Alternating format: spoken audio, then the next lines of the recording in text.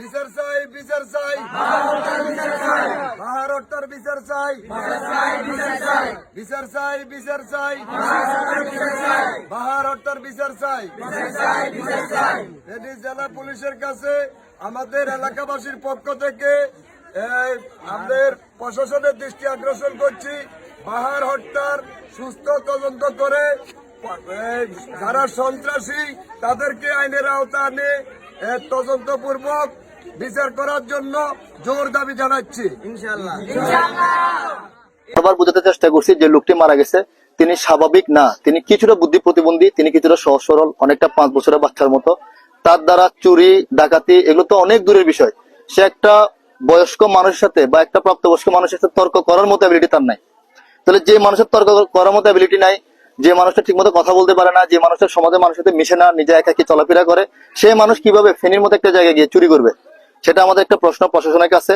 আমার প্রশাসনের কাছে দ্বিতীয় একটা প্রশ্ন, সেটা হচ্ছে কিভাবে সে তার ওই যে ফেনীতে স্টার লাইনের জায়গা থেকে যেখানে সে ব্যাকেট চাকরি করে সেখান থেকে সে কিভাবে গেল, কার সাথে গেল এবং কি যানবাহনে গেল, সেটা খতিয়ে দেখার ক্ষমতা প্রশাসনে আছে। প্রশাসনের কাছে জোর দাবি জানায় যেন এই বিষয়টা খতিয়ে দেখা হয়।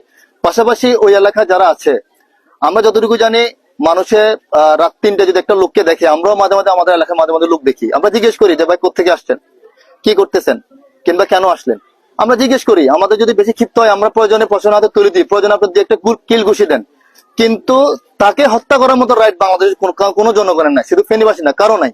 কিন্তু একটা সহজ সরল মানুষকে তারা পিটিয়ে মেরে ফেলছে, এটার মতো ন্যাক্কারজনক ঘটনা। এখন এটা টোটালি প্রশাসনের হাতে ছেড়ে দিব।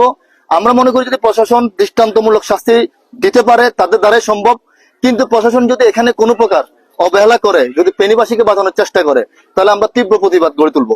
আমরা আমাদের এলাকা যারা আছে আমরা এই মানুষগুলোকে নিয়ে আমরা চেষ্টা করব যেটা যেন দৃষ্টান্তমূলক একটা শাস্তি হয়। পাশাপাশি আমরা মিডিয়া নিউজ থেকে শুরু করে ওই ওনার একটা মামা আছে, র্যাব থেকে শুরু করে প্রশাসন এবং সেনাবাহিনী থেকে শুরু করে বিভিন্ন জায়গায় ফোন গেছে, দেখা যাক, আমরা অপেক্ষায় আছি প্রশাসন এর জবাব কিভাবে দেয়। এলাকাবাসী কালকে আবার আমরা যাব থানাতে গিয়ে আমরা দেখবো যে থানার পক্ষ থেকে আমাদেরকে যে মামলার চার্জশিট দেওয়া হবে বলছে সেটার কি অবস্থা। যদি থানা এসআই যিনি আছে ইনি যদি পূর্ণাঙ্গ এবং সঠিক কোনো পদক্ষেপ না নেয়, তাহলে আমরা আমাদের প্রয়োজনে আমরা আমাদের প্রেস ক্লাব আছে চমনি, মানববন্ধন আছে, প্রয়োজনে আমরা আরো পুরস্ত লোক আছে, তাদের কাছে আমরা তাদের হস্তক্ষেপের মাধ্যমে এটা সঠিক বিচার আমরা বাস্তবায়ন করবোই। দুঃখজনক ঘটনা হচ্ছে ওনারা এই বিষয়টাকে উল্টো মুখ ঘুরানো হচ্ছে। ওনারা বলছে চোর পিটিয়ে মেরে ফেলছে। ফেনী তালাশ টিমের মতো এত বড় একটা নিউজ চ্যানেল পর্যন্ত এটা নিয়ে প্রচার করে ফেলছে। ওনারা কি প্রচার করছে যে চোর পিটিয়ে মেরে ফেলছে। ভাই আমরা জানি আমাদের এলাকার আমাদের বাহার ভাই কতটা ভালো মানুষ। আপনি যদি একবার নোয়াখালী আসি ওনার এলাকা জিজ্ঞেস করেন, এসে যদি জিজ্ঞেস করেন বাহার ভাই কেমন মানুষ, তাহলে জানতে পারবেন। আর আপনাদেরকে বলি ভাই, আপনারা যারা হচ্ছে গিয়ে কিছু জানেন না বুঝেন না, একজনে 80 পিটাইতেছে চোর বলে আপনিও পিটে মানুষ মেরে ফেলছেন, ভাই আপনাদেরকে বলি আপনারা আগে জানবেন বিষয়টা, বুঝবেন, তারপর পিটাবেন। এটা পরিকল্পনা ভাবে একটা ষড়যন্ত্র, একটা মানুষকে মেরে ফেলা, এটা একটা মার্ডার, এর চেয়ে বেশি আর কিছু হতে পারে না। তাহলে যে হচ্ছে গিয়ে তার মানসিকভাবে একটু দুর্বল, সে কিভাবে চুরির সাথে জড়িত হতে পারে। সবাই এই ভিডিওর মাধ্যমে প্রতিবাদ জানান, প্রতিবাদ গড়ে তুলুন, এই ভিডিওটা শেয়ার করে সবার মাঝে ছড়িয়ে দেন যে ফেনীবাসীকে আমরা এতটা আপন জানি, তারা কিভাবে এত বড় একটা ঘটনা ঘটায় ফেলতে পারে। ভিডিওটা সবাই শেয়ার করে সবার মাঝে ছড়িয়ে দেন।